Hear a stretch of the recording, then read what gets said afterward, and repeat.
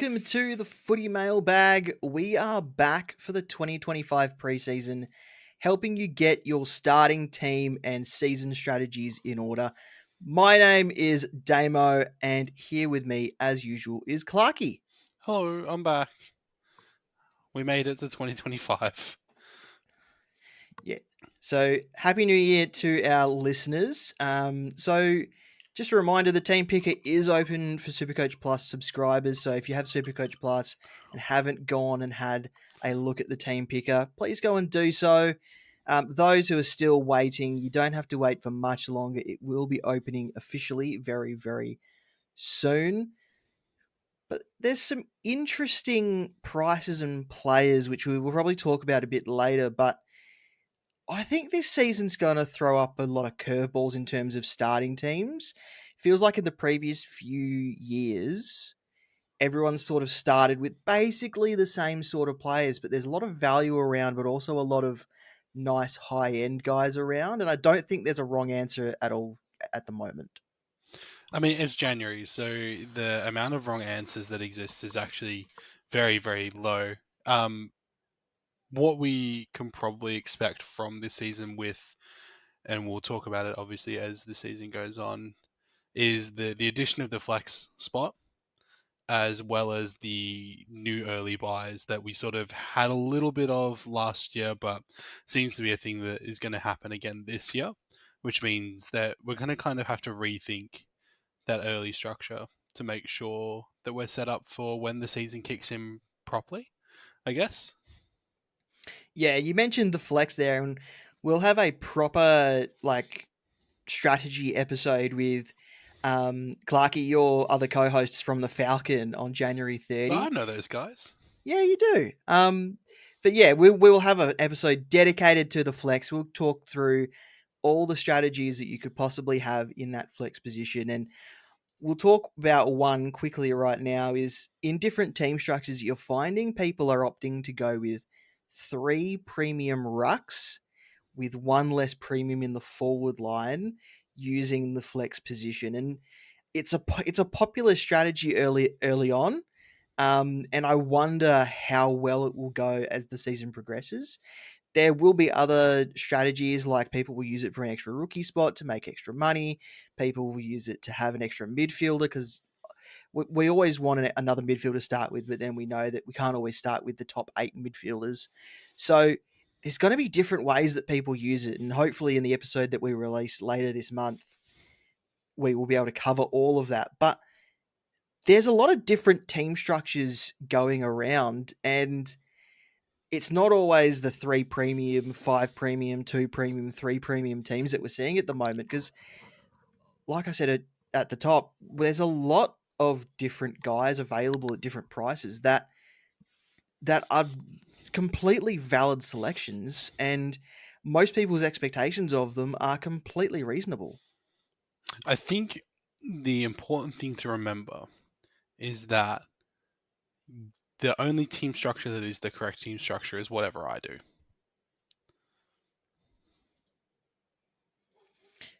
Thanks for Go letting on that then. sit. Thanks for letting that sit there, Tamer. Um, yeah, look, you're 100% correct. It's completely up to you how you want to start that out. We're not going to see the bog standard that we usually seem to get to by the time this season starts. There's a lot of value in the lower slash mid price slash lower end primo and then mid price players. There's a lot of new roles. There's a lot of new people moving to new teams with fresh opportunity, as is the case every year. But it feels more so this year to be quite prevalent because, I mean, just on the midfield alone, there's not really a lot of top tier must have, like, I am going to lose if I don't have this guy premium selections. There's a lot of guys who I'm like, okay, I got to pick the right 3 of these guys, and there's 12 options, and they're all perfectly valid, which feels good. It's really nice to not have to spend my time going, am I gonna be missing something without Bont? The answer is probably yes, but we have Zach Butters, we have Lockie Neal, we have Zach Merritts, we have these guys who are all actually around the mark who have the ability to be a top 10 anchor primo. Yeah, and you get that in defense, in the ruck line, in the forward line. The days of Gawn and Grundy are gone. There's now other guys that you can pick in the ruck line, and people are even choosing to pick three because there is that much of a candy store situation in the ruck line and in other positions around the ground. I don't know who these people who are picking three rucks are. I don't know them. I don't want to know them. You Do don't know they? them. Yeah. Do they consume Supercoach podcasts? They host Supercoach podcasts. We don't know. Frankly, we don't want to know. It's important to remember at this time of year, and we say this every year, Damo, that there's actually no wrong way to play Supercoach. So we are here to provide you with advice. And we here at the Footy Mailbag, we do our best to provide you not only our advice, but to get people from around the community who can also give you the best perspectives that you could possibly have. At the end of the day, it's your team. We can only give you the tools and the knowledge that we have. We don't have a crystal ball. It's important that you have fun and you stick to a team structure that works for you, that you feel comfortable with, because you are not playing somebody else's game. You are not playing with somebody else's team. Don't get too in your head about worrying about, okay, well, Damon Clarkey said this, but I listened to, our good friends over at Supercoach Insider, and Ben had a different perspective on that one. All three of us have the potential to be correct. So don't stress yourself out worrying about there's a right answer. But all three of us have the potential to be very wrong as well. Yes, and we're all very handsome. Anyway, we will talk about team structures as the season continues, and there will be a video along the way coming out soon where we look at all the different team structures, guns and rookies, mid-price madness, rookie explosion. We'll even look at a lone wolf setup where we look at some really low-owned players that aren't getting enough love. So some video content on our YouTube is on the way, so make sure you're subscribed over there. The link for our YouTube channel is on our link tree and our website, so make sure you don't miss a thing by clicking that red button that is on the YouTube channel. Clarky, you re- put out your initial team today, I did, yes, correct. and there's a few things that I wanted to ask you about. So Go on. last episode that we did together, you mentioned that you've been out of the loop for about 3 months ish because you had your child. Mm-hmm. Yes, there was a baby. It Did was me. you did you find that being out of the loop helped you block out noise from elsewhere when you were building your team? To be quite honest, I prefer it. I have a lot of I've made a lot of very good friends in the Supercoach community. And this is the kind of stuff that I talk about when I say don't overthink it, where like if you're kind of in, let's say, like let's call it like the podcast green rooms that Damo and I are part of, where we have group chats that we talk to a lot of other content creators in, and we all talk footy, and it's great, and I love a lot of those people to bits. It's hard to tune that out sometimes and get in your own head when you've got three guys who you respect saying one thing, and then another like three guys saying a different thing that you're like, oh, I also respect you and I completely understand what you're saying, because you end up putting yourself in the middle. So I was kind of grateful to just be able to create my team in a vacuum based on players that I thought had good roles in 2024. And like I was saying before, players that have a lot of upside for this year, I think is going to be the key to starting your teams. Once again, I didn't take into account buy structure all that much because it's January, so I like picking the players that I know I kind of want, and then adjusting my buy structure closer to season start. To make sure that I can meet those, especially those early season buys. However, I'm pretty happy with where I ended up because of that. Like, I don't look at my team and go, oh, I hate it. I've got a lot of guys I'm like, yeah, I'm willing to try out this guy. I'm willing to take a punt on Trent Rivers, for example. Cited, once again, training with the Melbourne midfield group at main training in December and early on in January so far. It's potential for him to really increase his spot from a 462k player. It's a bit of a stretch, but I think as a defender, I'm probably more willing to take a punt in that line where there's more people that I'm unsure of. So You tried to push me away, but you are one of the guys at the moment who are going with a 3 ruck premium setup using your flex position.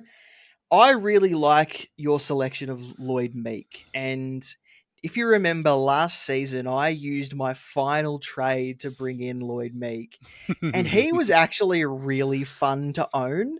But one of the things that I really liked was when I looked back on his season, it was almost a lock that you'd be getting at least a 95 from him.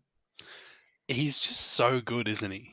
In that Hawthorn group, and it's just such a pleasure to own a player that you like watching. I have to admit, when he left Fremantle, I didn't want to lose him, but he was behind Darcy, and then you had Luke Jackson coming in. He was never going to get a game. So the fact that he's gone to Hawthorn and found a role and fits in so well in Sam Mitchell's system as the main ruckman, I I think it's a great selection, and I really loved the pick of him. And but I do want to ask you, because you're out of the loop for 3 months, did you find that there were any positions that you found hard or maybe easier to fill in because you didn't have maybe information to tell you otherwise? I don't think so. I don't think I had any difficulty picking players that I liked. Um, I think that, like, looking at my team, and listeners, feel free to head over to Twitter and wherever I posted this to see my team. I think, like, there's only probably maybe 2 or 3 players that I'm not super keen on, but just make sense to me.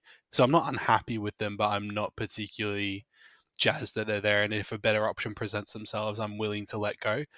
Particularly Will Day, particularly Jaden Short, who both represent value. But a guy like Lloyd Meek, who you enjoy watching playing 12 tons last year, that just speaks to consistency. He's well priced.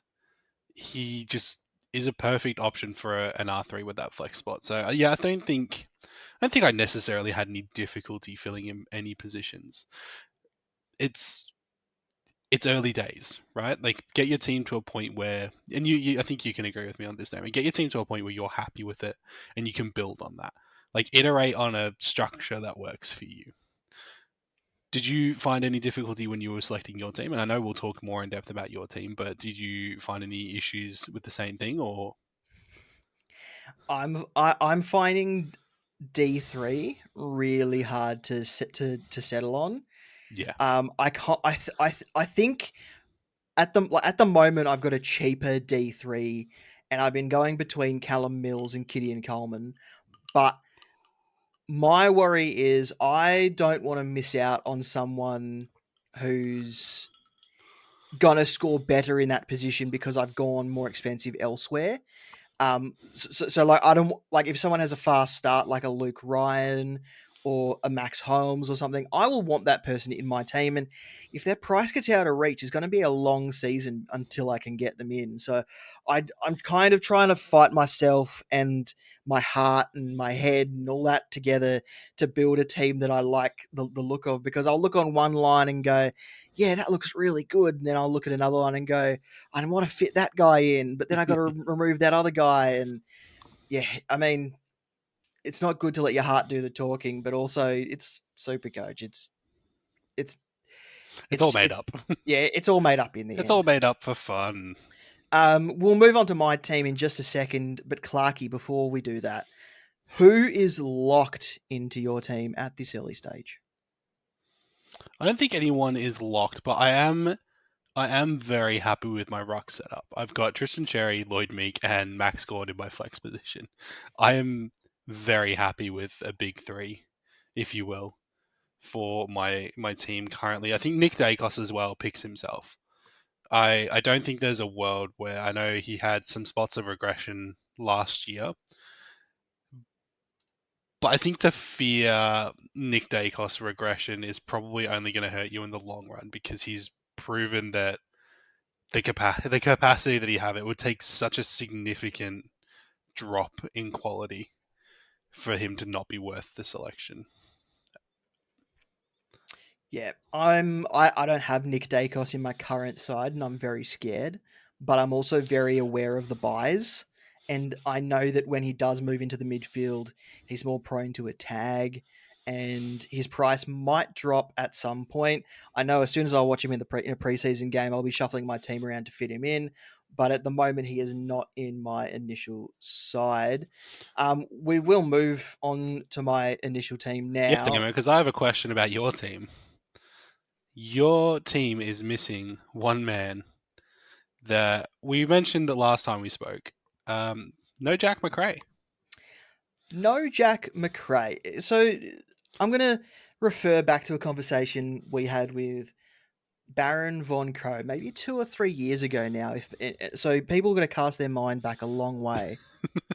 Yeah. He talked about every player has a hill, and it's just about where they are on that hill, about what their scoring is sort of looking like. And but then he mentioned that every now and then you'll get a player that has a cliff. So the hill doesn't go down; it completely drops off. And don't know if a 30-year-old Jack McRae going to St Kilda under Ross Lyon is going to return to the Jack McRae that we all know and love from years gone by in Supercoach. And I say this because we've seen it before with other players as well. Tom Rockcliffe, when he went to Port Adelaide, everyone thought, awesome, he's going to return to the heights of his 130 average. Never happened. Brett Deledio, when he went to the Giants, everyone thought, great, he's going to return to being a 110 averaging forward. Never happened. It's just, I don't think we're going to see the best of Jack McRae anymore, and that's why he's not in my team. So I love the hill metaphor. Metaphor? Is it a metaphor? Yeah, we'll We'll call it a call it a metaphor. metaphor. It sounds right. I love the hill metaphor because it makes perfect sense, right? There's there's a point where people will drop off, and sometimes it's gradual, and sometimes they fall into the ocean. What happens though if they're climbing a hill, they hit the peak of that hill, and then someone puts them on a bench and then carries that bench to a different country, to a new hill? Where do they start on the hill? Do they start at the bottom, or do they sort of resume back to their previous ability? Is that, have I killed the metaphor yet? I mean, Is a hill in Scotland the same as a hill in Wales? Now be careful, Damo. You might start an international thing here. the hill is not location specific. Okay, so this is the Mines Hill, if you will, Yeah, the hill it of our is. minds. The hill is part of the terra firm, not part of a specific country. Listeners, listen. If you close your eyes right now, you can see the hill, unless you're driving, in which case don't close your eyes. That's dangerous. So my team was posted on the Supercoach official social media channels, Yeah. and most of the responses was, "Where's Jack McRae? You're going to be left behind without Jack McRae," which I thought was the funniest thing ever because I didn't leave him out to create a response, but when I was asked if I wanted to share my team, I was like, I want to see what people think about a team without Jack McRae. So I kind of did without a response, but it wasn't too. I didn't omit him to gain the response, if that makes sense. Yeah, hear that, Like listeners? You got like like trolled. like I genuinely don't really want to start with Jack McRae. So, but if I wanted to, if I wanted to get all happy responses, then I would have fit him in just for the sake of the screenshot. Mhm. But So this is the thing, right? We talked about this literally just before, right? It's something that maybe we don't address enough in the Supercoach zeitgeist, where every year, there's like one or two guys, right? And we convince ourselves as a community that if you don't have this guy, you will fail. And that is honestly never the case. I can't think of a single year where I've been like, oh, nah, you know what? The year I didn't start Marcus Bontempelli, that's where it all started. It all went down from there. Oh my god, I didn't start Max Gorn it was Max Gorn and Brody Grundy last year. Max Gorn was at the peak, and Brody Grundy was very attractively priced, and people went, "Well, that's it. You got to do it 1 and 2, right? That makes sense. You got to do it. They're well priced. They could both score well." Mixed. It probably wouldn't have made or broken your season in the grand scheme of things. So I completely understand what you're saying with Jack Macrae, and I agree with it to a certain aspect. The only reason that he is actually in my team is because it suits my structure, and because I don't know what to do with the forward line, as is the case every year. I didn't know what to do with the money that I had left, and he was the best that I could afford speculatively. It's January. So don't let yourself be talked into locking a player down just because you don't want to be left behind. Is that fair? Does that make sense? Did I ramble that out? No, it's a completely fair. It's It's completely fair, cromulent. and but some of the good responses I got actually noticed how well I had managed for the buys, and that wasn't planned. That really wasn't planned. So maybe the players that are playing in those opening round teams, I just don't really want in my team to begin with. Like, maybe it's just how it's worked out because I did not plan for my team to be so well structured from a buy perspective. So despite that, Damo, and all of my points about not locking in the players, who were your locks for your starting team, your first draft, if you will? I haven't made a team without Petraka and Young yet. So they're probably the two that I really like the most. I could go to Clayton Oliver, who's 100k cheaper than Petraka, but I'm still on the fence about Clayton Oliver returning to his heights. I think he will do better than last season, but I do wonder if his style of play has been left behind in the current game. Yeah, yeah. Look, we've got a whole preseason to talk about Clayton Oliver, and I have some thoughts as a Melbourne guy, but let's let preseason play out and then make that call closer to the season. But I completely understand what you're saying with that one. Although I double-headed mine with Petrarca and Oliver, so I won't talk too badly about your decision. It's popular. That's a popular thing. I don't think enough people. Sorry, I know that we're about to move on from your team, but I don't think enough people have talked about the fact that you, in your flex spot, have Matt Flynn. Just a cheeky little Matt Flynn there. He's Just flying under the. Everybody's too focused on the fact that you've got no Jack Macrae. well, as long as Matt Flynn is going to be the number one ruck for West Coast, at worst the average is what 80. No, yeah, 80. So yeah, I think that's fair. So I'm kind of using it as a could be a premium, but also could be a good money maker. Either way, he's there. Yeah, absolutely. Damo, should we move on to some? That we actually have some Supercoach relevant news because you've been doing some news hounding. Yep, been going through all I can find in terms of injury news, Supercoach relevant injury news. I'm not going to go through everyone that's injured because they're not all relevant to us building our teams.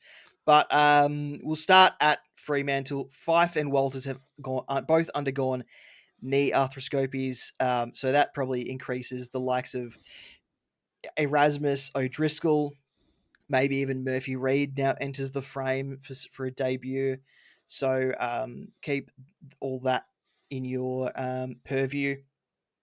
Sean Darcy is under 105 kilograms for the first time since he was drafted. So he's lost over 10 kilograms, some reporting as much as 15 kilograms, because he had to lose weight to get on top of his knee troubles. So he's on the verge of joining their main training, and he's in a lot of starting teams. And I kind of like it. You would, Damo. Of course. What else have we got? Daniel Rioli is due back in full training after his MCL injury that he suffered last month. Levi Ashcroft, so the top draft pick for the Brisbane Lions, is due back in full training soon after his shoulder reconstruction.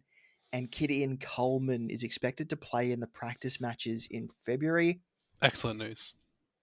Charlie Curnow is returning to training this month after a knee issue. I called him Supercoach relevant because a lot of people ended their teams with him last year, but I'm not going there again. I learnt my lesson.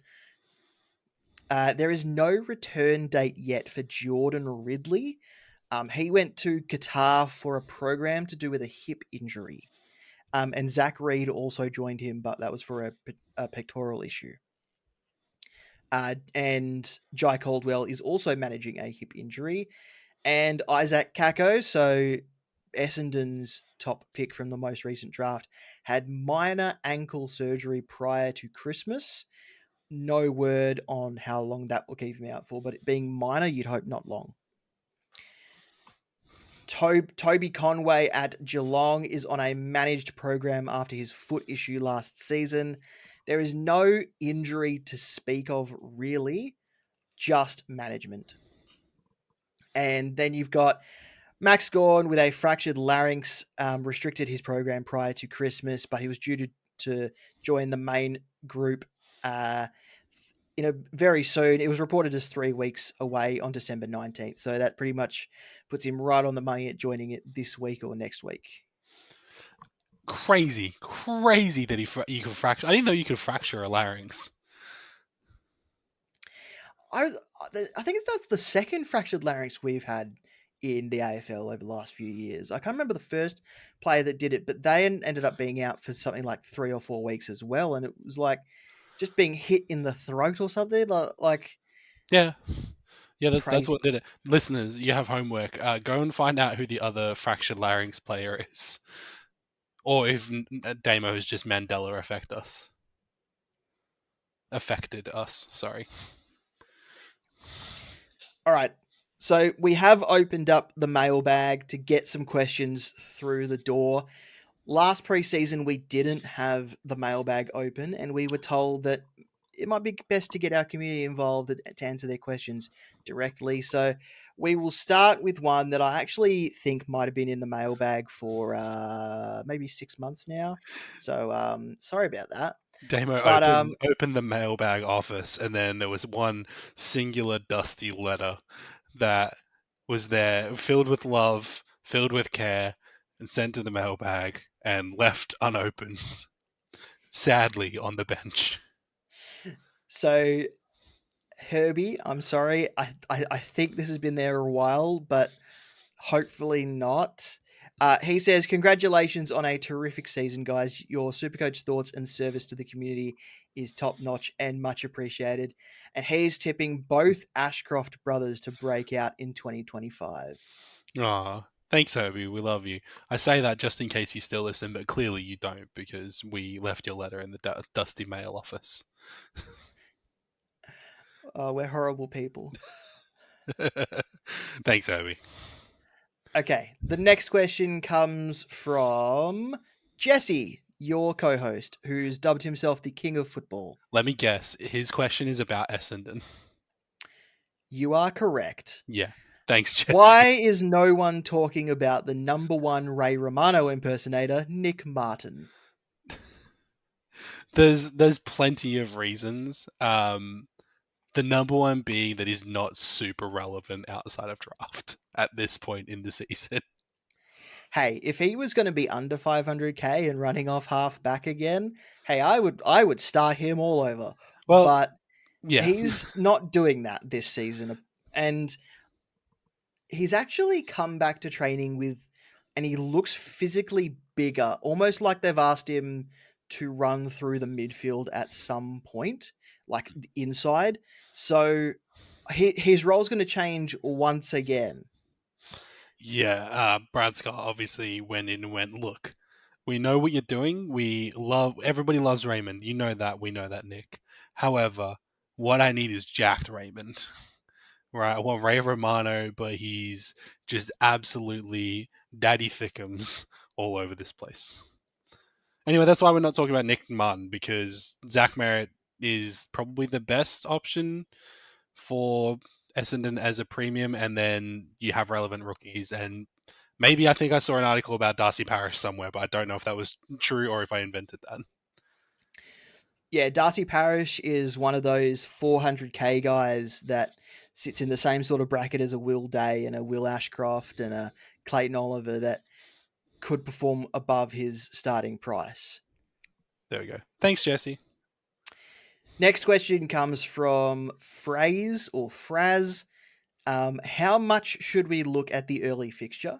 It is tempting me into Sam Walsh, meaning I need to decide between Butters and Jordan Clark or Sheasel and Sam Walsh. Sam Walsh could be hot, but maybe won't be a top 10 to 12 mid. Phrase, you answered your own question there. If you don't think that Sam Walsh is going to be a top 10 to 12 mid, then I don't think you should be starting him. You only want to start guys who you think are going to be at the top, especially when you're paying that amount of money for them by the end of the season. Yeah, look, no notes from me. I think if that's the way that you feel, you're kind of tossing up between. I think I know the mentality, and feel free to correct me if I'm wrong, where it's the player that you want to have because you like, and the player that you want to have because you know it's the best decision. And I know that exact feeling. Sam Walsh is a great player. I love having Sam Walsh and watching him and being able to actively cheer him. If you don't think he's going to be top 10 to 12, then you're probably better off. Oh, I suppose, you know what? Devil's avocado, Damo. In the options that he's provided us, the key metric is that the premium is actually Sheasel in the two selections. So the question isn't, is Walsh going to be top 10 to 12? Is Walsh better than Jordan Clark as a selection? I don't know. I mean, I've been telling people all week that I think Jordan Clark could rival Jack Sinclair in terms of scoring output. So I think I'm pretty high on Jordan Clark. I would need someone who's unbiased to tell me otherwise. Yeah, we'll ask Lekdog about Sam Walsh. I said unbiased. Oh, sorry. I Out, would go with Butters and Clark. Sorry for my final thoughts on that. I'd probably go Butters and Clark. I'm going Butters and Clark. I think that's better. Next two questions comes from Patch. One's for me, one's for you. Clarky, you can have the first question. Thank you. Is Harvey Langford going to play round one, and what role does he play? Is he going to play round one? I don't know. Maybe. I'll see if I pick him because I am the coach. I own the Melbourne Demons. Langford has been cited in pretty much every preseason training so far, with the core midfield group that includes the likes of Oliver, Petrarca, Rivers, Windsor, though, and like those guys of that ilk. I think there's a need for more midfield talent at Melbourne. In fact, I don't think we have enough midfield talent at Melbourne because we certainly have enough forwards. I think he's probably going to be a beneficiary if he can get up to the level and maintain that pace, the AFL level pace. He'll be a beneficiary of Alex Neil-Bullen leaving, but he does have to compete, I think, for midfield minutes with Rivers, Windsor, and himself. Tom Sparrow, I think, has fallen out of favour. So once again, there opens up a little bit of a spot there for him. Whether it's there, I don't think we'll really know until maybe Feb. I think it's still a bit too early. I think they're kind of testing him out at the moment. I think he needs to pass all the questions before they'll make that decision. And Simon Goodwin as well does have a habit of playing favourites. So if he's not on the favourites list, then there's a good chance that he might just not even be selected, regardless of whether he's good or not. And the question that came through for me is Nathan O'Driscoll going to score enough to be worth 200k, or do we grab a rookie elsewhere? So a lot of people might be tossing up between a Nathan O'Driscoll or a Harvey Langford. I still remember when Nathan O'Driscoll got full games in his debut season. So not his so I think it was a few years after he was drafted, he finally debuted, and in his two full games straight off the bat, he went 103 and then 104. If he can recapture that form again, I definitely think at 198k, he is someone who we will want in our teams. But He did only score 78 in his full game last season. His only full game last season, and he's been managing injury issues to do with his fitness, his knees, and just general soft tissue injuries since that season. So maybe going for the rookie might be safer, or maybe the safety of someone who you know or who you're pretty confident will be a best 22 player might be better. It's much of a muchness because you can go for a rookie at 180k or you can go for Nathan O'Driscoll at about 20k more. It's one of those things where I think you're going to get pretty much the same from both. One's just beat in the AFL before, whereas the other one's just entering. Sounds good to me. Thanks, Patch. Got to get him on later this preseason or during the season or both. Maybe we can ask him about Sam Walsh. Hey, he's unbiased. Yeah. Yeah, there you go. And our last question comes from Freo Tragic. He pointed out that your team wasn't buy balanced, Clarkey, earlier. He's very pragmatic, and I love that. I love that from him.